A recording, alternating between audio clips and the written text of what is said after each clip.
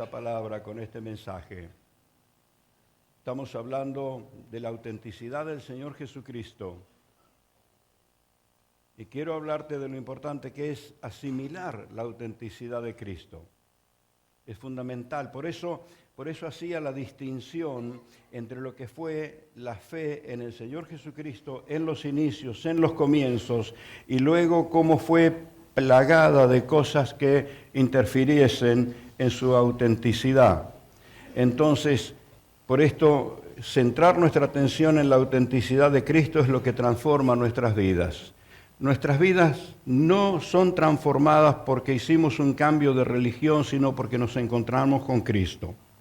Y este es nuestro mensaje, predicamos a Cristo. Asimilar la autenticidad de Cristo es uno de los grandes desafíos para nuestro intelecto. Y voy a desafiarte en este día. Yo no sé cuántas personas gano o cuántas personas pierdo con este mensaje, pero te voy a desafiar. Porque asimilar la autenticidad de Cristo es una experiencia espiritual. Tu corazón, como normalmente lo decimos, tu espíritu, aquí adentro va a arder una convicción que te va a llevar de poder en poder y de gloria en gloria, y tu propia cabeza te va a estar diciendo, estás loco. Las personas de fe nos pasa eso. La lógica de nuestro intelecto dice, no. Pero hemos aprendido a vivir ligados en espíritu con el Señor. ¿Y cuántos se acuerdan aquel texto sobre el que fuimos semanas y semanas y semanas? El que se une al Señor, un espíritu es con Él. Y el Espíritu Santo no le gusta pelear con mi intelecto. El Espíritu Santo le ministra a mi espíritu. Después el lío se me arma acá adentro. Porque tengo convicción y la lógica humana me frena. Ahora mismo, con todo lo que estamos emprendiendo. Pero he comprobado en toda la vida y observo en las Sagradas Escrituras que mejor obedecer al Espíritu. Y la autenticidad de Cristo, si bien hay mecanismos históricos y teológicos para poderla demostrar, la autenticidad de Cristo se asimila en una convicción espiritual. ¿No te ha pasado cuando has dicho, mira, yo no sé explicártelo, pero que a mí me cambió la vida? Como aquel ciego que dice, yo no sé explicarles cómo, pero que a mí me abrió los ojos. La experiencia, el cambio, la transformación. Entonces, es una convicción de espíritu adentro tuyo lo que produce ese cambio, y hacia ahí vamos con este mensaje. Es que asimilar la autenticidad de Cristo va a darte esa plena seguridad que lo que Él dijo es un hecho. Estoy con vosotros todos los días hasta el fin del mundo. No prometió, sino que aseguró su compañía. Y ahí es donde está la diferencia entre el que tiene convicción y el que tiene el conocimiento meramente intelectual. Quien tiene el conocimiento meramente intelectual dice Jesús prometió. Pero quien tiene la vida en el Espíritu dice no, Él aseguró su presencia. ¿Se entiende la diferencia? Entonces hacia esto vamos con este mensaje, que no es nuevo porque lo escuchaste del hermano Claudio Espíndola, que nos hizo saltar, nos hizo reír, nos hizo bailar. En un momento tuve que parar porque digo, este hombre me va a armar aquí una agencia matrimonial. Ya quería sacar numeritos de acá y de allá. Esto te toca, vamos, pum, adelante, al altar. Ya me los quería casar a todos. Claro, esta fue a la noche, ¿no? Esta fue a la noche. Y a algunas personas les gustó, estaban esperando. No tiene que esperar un sorteo. Anímese y haga una elección. Yo soy más desafiante. No esperes que te saquen un papelito. Juégate en hacer una elección. Amén. Ser responsable de la elección que haces. Qué impresionante estos conceptos, y hoy tengo que desafiarte. Mira, vamos a ir a las Escrituras, textos que conocemos, son fundamentales en la palabra del Señor. Colosenses capítulo 2, versículos 15 a versículo 20. Yo creo que no se puede leer esta porción de la palabra sin que nos sacuda por dentro.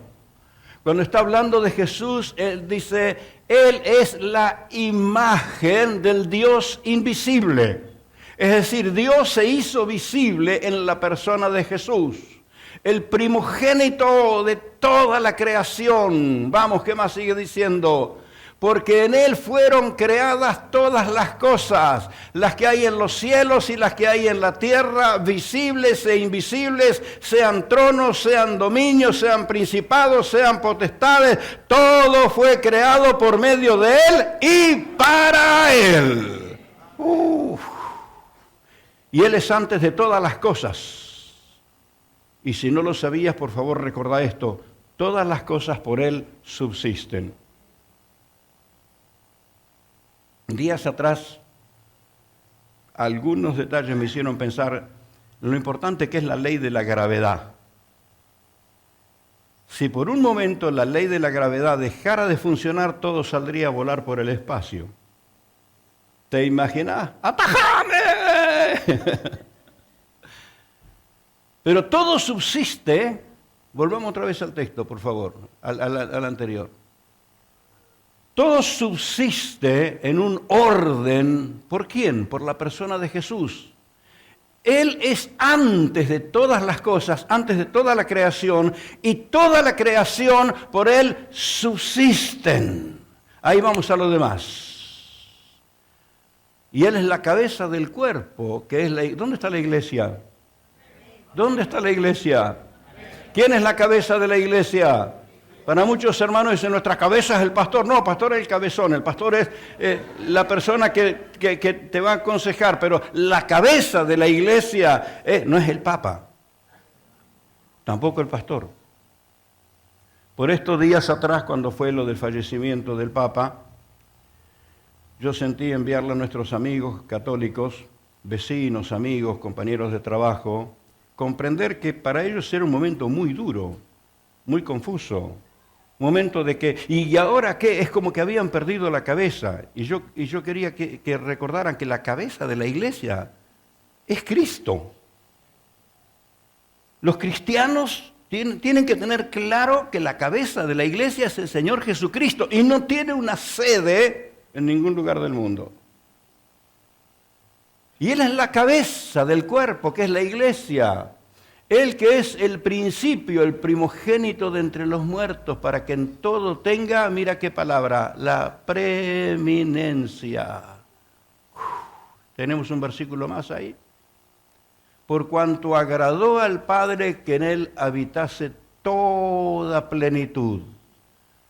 Yo creo que un pasaje como este tenés que quedarte ante Él para leerlo horas y horas y horas. Y por medio de Él reconciliar consigo todas las cosas, las que están en la tierra como las que están en los cielos, haciendo la paz mediante la sangre de su cruz. Semanas atrás, mirando este texto, impactó mi espíritu de que haya cosas que reconciliar en los cielos. Un dicho que utilizamos cuando estamos trabajando con Elvio y algo no sale tan perfecto como decimos, bueno, la perfección está en el cielo, sigamos adelante. Y por cierto, en el cielo está la perfección de la majestad y de la gloria de Dios, pero me dejó pensando esto, hay cosas que reconciliar en los cielos. No te lo voy a explicar ahora porque todavía no fui al cielo. Cuando me entere te lo voy a decir. Lo importante es que está reconciliando todo aquí en la tierra. No nos olvidemos que el primer impacto de rebelión contra Dios ocurrió en los cielos. Y el ángel promotor de esa rebelión fue arrojado. Y queda la gran pregunta, ¿qué con los demás? Pero cuando vayamos al cielo nos vamos a enterar. Enterémonos ahora de lo que pasa aquí en la tierra.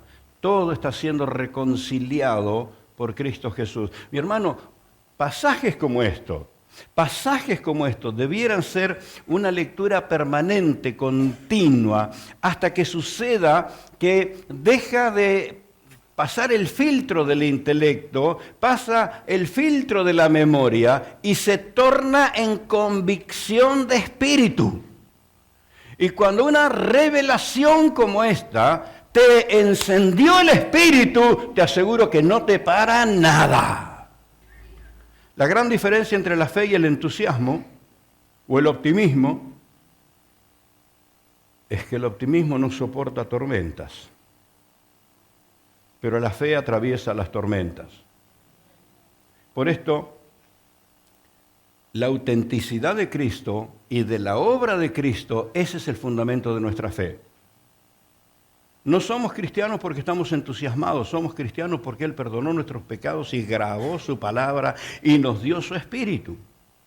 Vamos a otro texto que no nos puede pasar de largo, Hebreos capítulo 1, los primeros versículos y cuántos otros textos y cuántos otros que contienen esta revelación acerca de la autenticidad de Cristo. Dios, habiendo hablado muchas veces y de muchas maneras en otro tiempo, allí en el pasado, le habló a los padres por los profetas.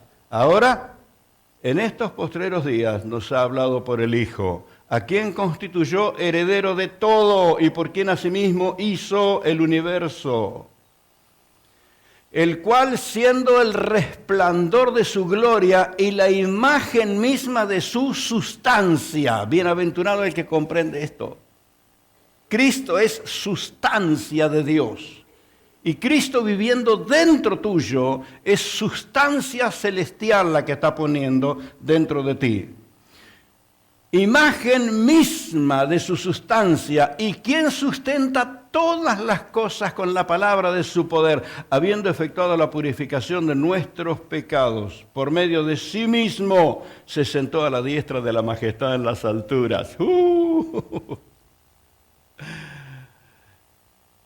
Cuando nuestro espíritu capta eso que el intelecto llega años después, la mente llega años después. Esto no es cosa de la mente, esto es convicción del espíritu. Cuando tu espíritu capta estas verdades espirituales, estás tomado del Señor con todas las fuerzas. ¡Aleluya! Es que esto es la autenticidad de Cristo que nos transforma totalmente. Yo sabía que el otro día veía el contenido del mensaje que tenía el hermano Claudio y dije, qué contenido rico, impresionante contenido, y dije, no le va a alcanzar el tiempo. Y se apuró y se apresuró, pero qué mensaje tan rico. Quedó como que sobró la mitad del asado. Y esto es lo que estamos comiendo hoy. Es que la autenticidad de Cristo es lo que te transforma la vida. Ahora te digo, esa autenticidad no se saca de un librito. No se saca de lo que dice la gente por ahí.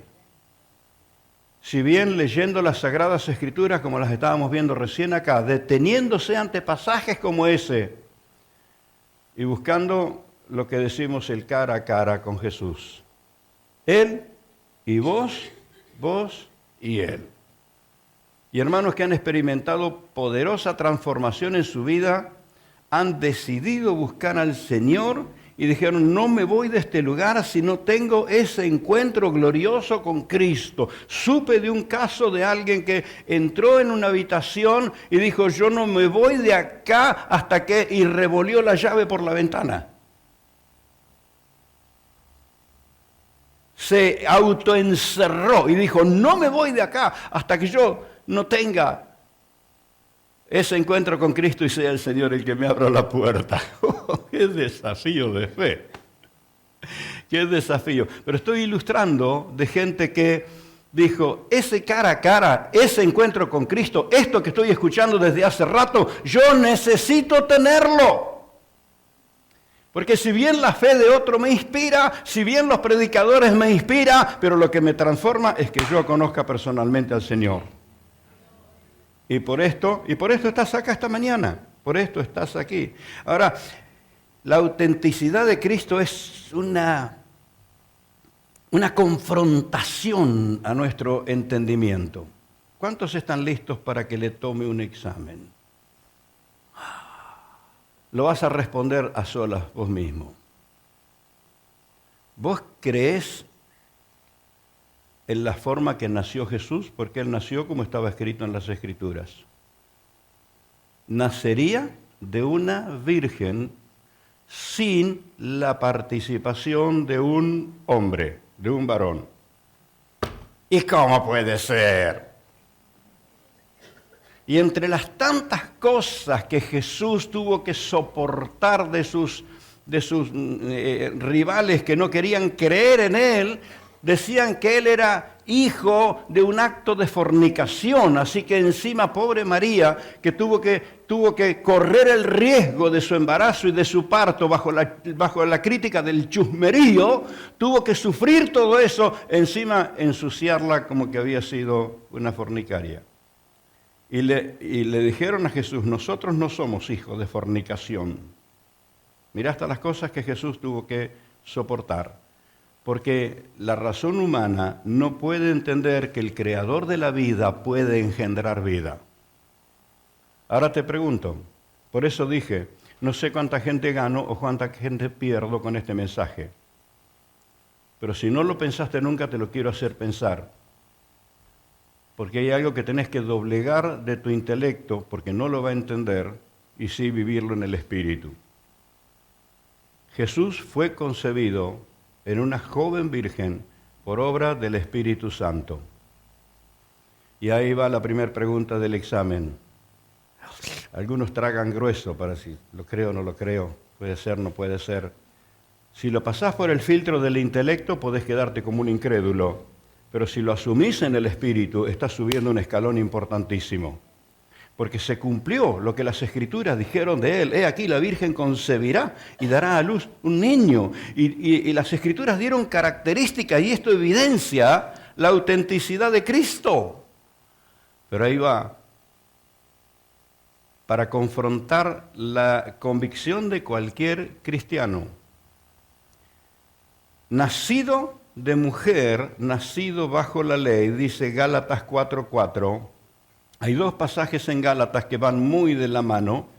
Jesús nace en el tiempo exacto, en el tiempo justo, porque aunque estaba prometido el Redentor desde la antigüedad, estaba prometido, pero ¿cuál era el cumplimiento del tiempo? Pero cuando vino el cumplimiento del tiempo, Dios envió a su Hijo, nacido de mujer, nacido bajo, y quiero que tomen en cuenta esto, Jesús nace, como estaba dicho en las Escrituras, de una mujer virgen, y nace en el tiempo de la ley. Y necesito explicar un poquito esto. Él viene y nace en el tiempo exacto, justo, porque la ley declaraba bajo maldición a todo aquel que moría en madero. Gálatas 3:13, a ver si lo tenemos. Cristo nos redimió de la maldición de la ley, hecho por nosotros maldición, porque escrito está, maldito todo aquel que es colgado en madero. Ahora, ¿por qué el tiempo exacto? Algunos detalles. Un detalle era que todos los imperios que gobernaron antes de los romanos, su castigo no era la cruz. Incluso los hebreos, el pueblo hebreo tenía como pena de muerte apedrear. Intentaron apedrearlo a Jesús, en varias ocasiones intentaron apedrearlo. Para ellos la pena de muerte era apedrear. En otros imperios su pena de muerte fue otro, creo que no sé si fueron los griegos, que era la copa de cicuta, algo así escuché hace poco, un envenenamiento fulminante.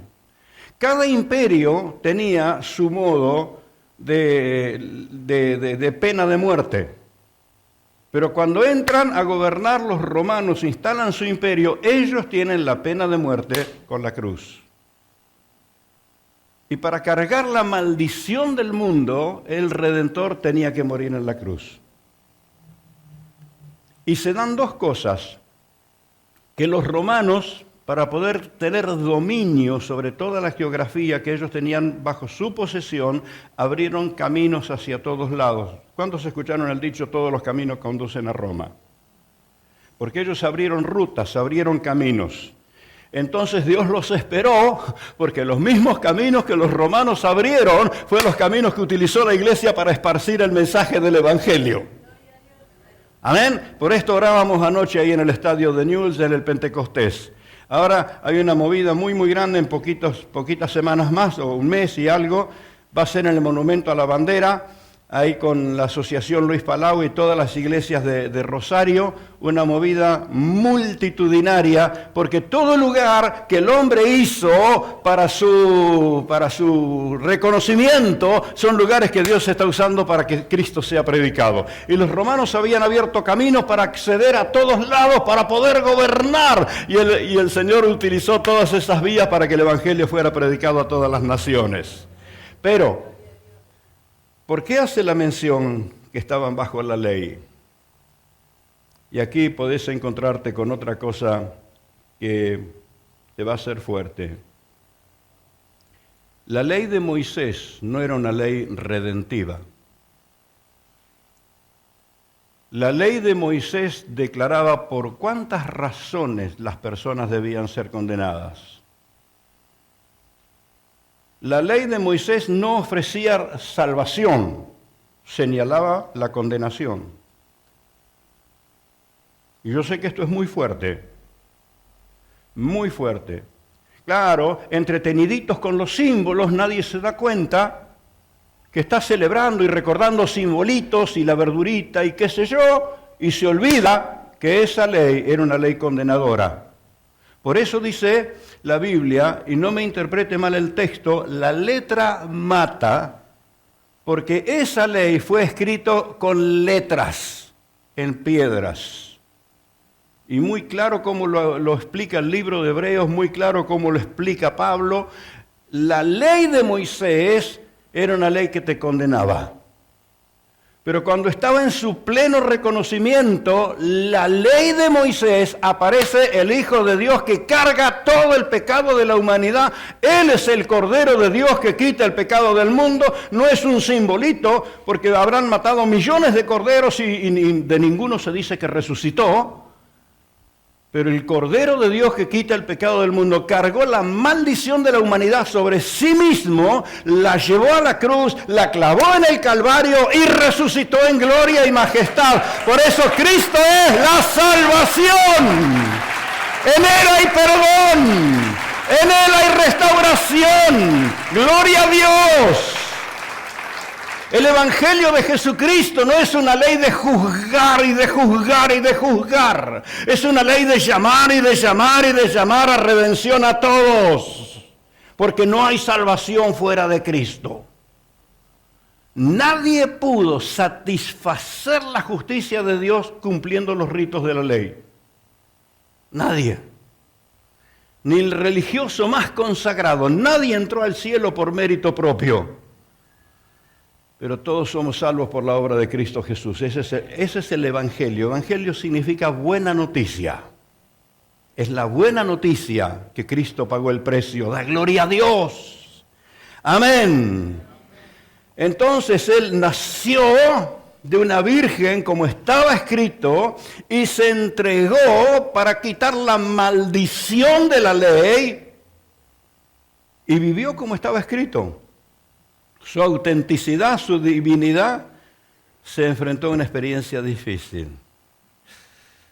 No sé cuántos pueden imaginar un Dios perfecto tomando forma de hombre imperfecto.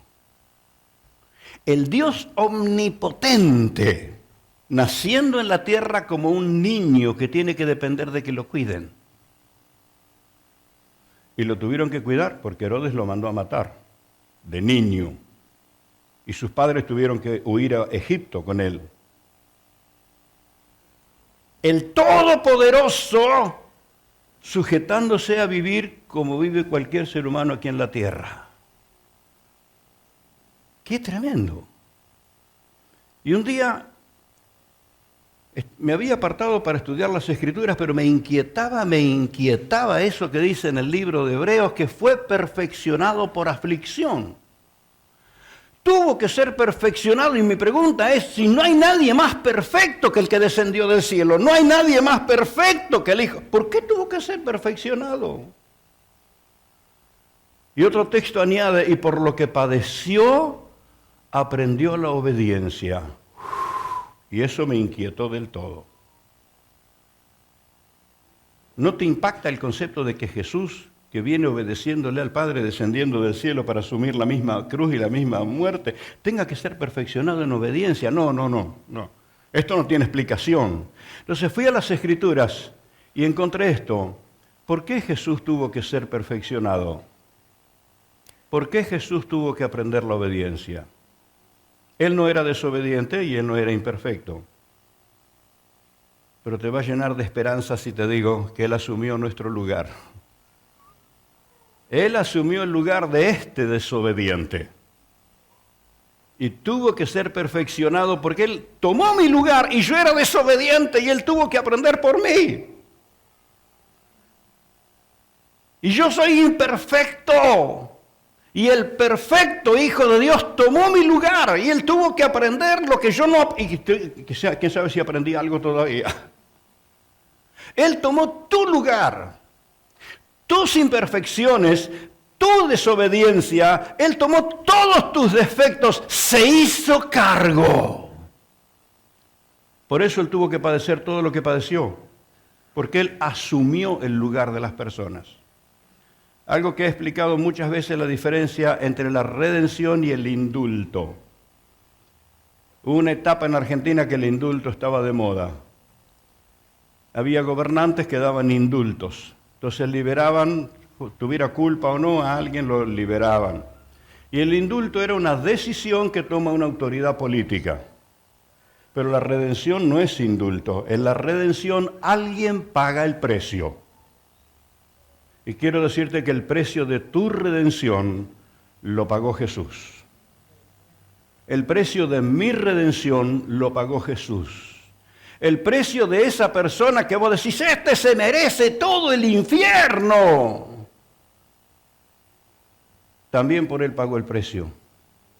Por eso cuando una persona acepta a Cristo como su Salvador, su vida es transformada y eso evidencia la autenticidad de la obra que el Señor hizo.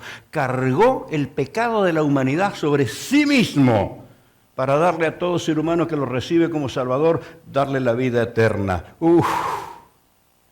Vivió como estaba escrito, asumió nuestra humanidad y la sufrió, Él no tendría por qué haber soportado todo lo que soportó. Porque Él soportó todo lo que debimos haber soportado nosotros. Porque Él asumió nuestro lugar. Yo entiendo ese silencio, es muy elocuente ese silencio. Pero voy a seguir con este examen. Porque Él murió como estaba escrito. Y lo dice así tan fuerte, tan claro, en varias partes de las Escrituras. Y se ve que fue tan repetido lo que Jesús dijo que los apóstoles lo tomaron y lo volcaron en los escritos, pese que no lo escribieron en el momento que lo estaban oyendo, les quedó tan grabado en su espíritu que aunque pasaron los años, cuando ellos escribieron los evangelios, pusieron estas palabras del Señor: nadie me quita la vida, yo pongo mi vida. Y añade, tengo el poder para ponerla y para tomarla. Y dice, porque esto me mandó a hacer el Padre. Se puso de acuerdo con Dios el Padre para venir a la tierra y entregarse a la muerte y volver a recobrar la vida. Ahora te pregunto, porque estamos hablando de la muerte del Señor Jesucristo, segunda parte del examen, ¿crees que Él murió en tu lugar? ¿No serías que debiste haber sido vos el crucificado? ¿No será que debí ser yo el crucificado? Por eso Jesús se entregó, para que nosotros no fuéramos crucificados. Claro, a nuestra mente eso no le cuadra, no lo entiende, pero tu espíritu está sintiendo que algo sucedió, Él te perdonó.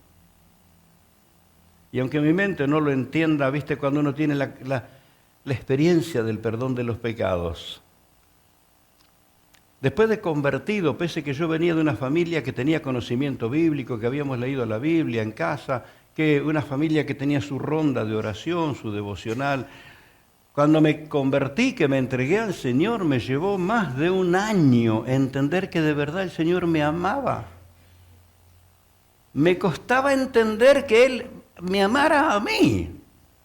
Me costaba entender que Él hubiera pagado el precio para perdonar mis pecados. Y te digo, todavía mi mente sigue sin entenderlo, pero mi espíritu lo experimentó.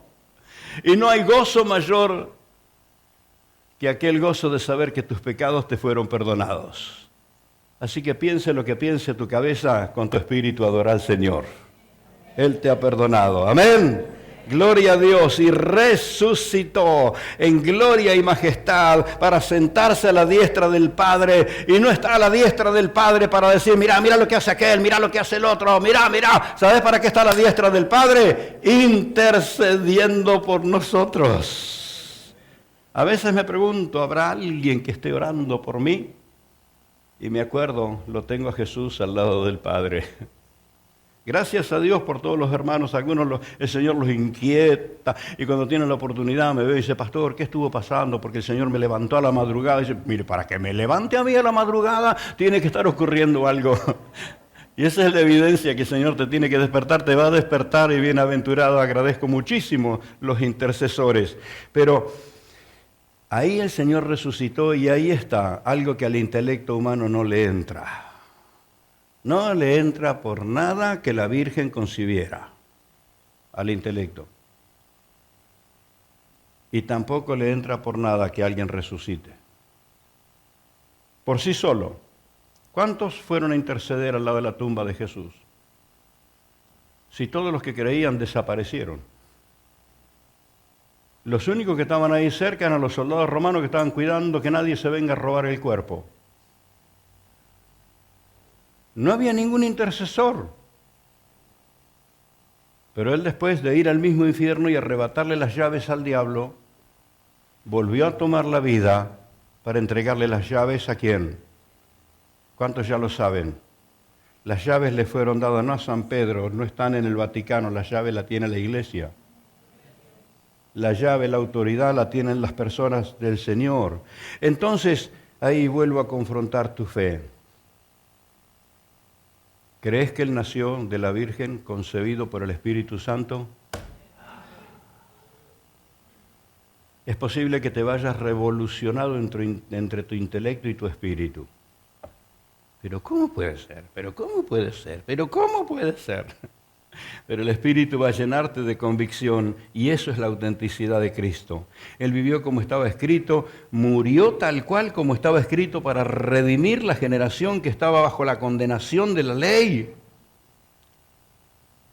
Y fue hecho el mediador por nosotros. Aceptó la maldición para poder mediar por nosotros y decirlo conmigo, resucitó. Pero hermano, hay muchas resurrecciones en las Escrituras. Hubo resurrecciones en el Antiguo Testamento. Hubo resurrecciones que Jesús resucitó. Hubo resurrecciones que fue por la administración de los apóstoles. Pero ahora te pregunto, ¿quién estuvo ahí para orar por Jesús? Es más, sellaron la piedra donde está. Tuvieron que venir los ángeles para sacar la piedra. Ahora, yo sé que estoy confrontándote fuertemente y de pronto es ahí donde se pone a prueba nuestra asimilación de la autenticidad de Cristo. Él nació como estaba escrito porque Él cumplió el plan de Dios.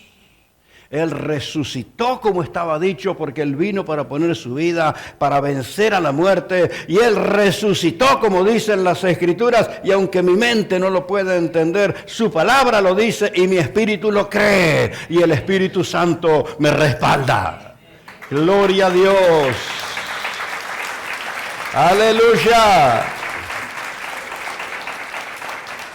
Por esto, amado, asimilar la autenticidad de Cristo es fundamental. Esto es lo que transforma la vida del creyente. Cuando estás luchando con tus tentaciones, luchando con el pecado, luchando con las amenazas del diablo, luchando. Lo que necesitas es la gloria de Cristo viviendo dentro tuyo. La autenticidad de su presencia va a ahuyentar toda obra del maligno. La convicción de que el que dijo, estoy con vosotros todos los días hasta el fin del mundo, esa convicción hace que no te pare nadie. Entonces es fundamental asimilar la autenticidad de Cristo. Esto es convicción del Espíritu. Por eso vas a tener a veces como un conflicto interno entre tu mente y tu espíritu y la lógica del mundo que te rodea. Y no va a faltar algún emisario del diablo que te quiera ridiculizar. Y ojo, que el emisario del diablo que más seguido ves, lo ves en el espejo. Cuando te miras al espejo es el primero que te dice, ¿qué estás creyendo? Una persona tan razonable como vos. Me gusta cuando les hacen las preguntas a las personas, ¿y por qué crees lo que crees? Y esas personas empiezan a contar vivencias, experiencias, convicciones. No llegaron a plantarse en la fe por razonamientos, llegaron a plantarse por convicciones. Por esto, que hoy tu espíritu tenga esa comunión con el Señor. Y quiero terminar desafiándote. Pasajes como estos que vimos en las Escrituras, no los leas a la pasada. A veces nos gusta leer detalles de la historia, de las guerras, de las conquistas, nos gusta leer de los logros de aquellos personajes, y que está bueno todas aquellas cosas porque muestran que le confiaron a Dios y Dios los respaldó, pero ahora ellos no están. Ahora estás vos para hacer las conquistas que Dios quiere que hagas. ¿Sabes? Si vas a tu grupo de fe lleno de convicción, llevaste fe. Si vas a tu grupo de fe con ideas nomás, otro puede tener otra idea. Pero si transmitís fe, vas a lograr la redención de muchas personas y el cambio de muchas vidas. Entonces yo quiero animarte hoy a que le digas al Señor, te entrego mi vida, te entrego mi vida. Yo quiero que todos estemos orando ahora, porque quiero preguntar, y nadie tiene que andar curioseando, pero quiero preguntar a personas que nunca tomaron la decisión formal, de decisión propia, de entregarle su vida a Jesús. Decir, Señor, creo en ti. Y más francamente, lucho mucho con mis pensamientos. Lucho mucho con mis sentimientos, pero hoy tu Espíritu Santo me está ayudando a entender quién eres tú, el auténtico Redentor, y yo quiero entregarte mi vida. Yo quiero pedir a esas personas, mientras todos están orando, usted levanta la mano. Me está diciendo, pastor, yo quiero entregarle mi vida a Cristo. Y voy a orar esta mañana para que tengas esa convicción.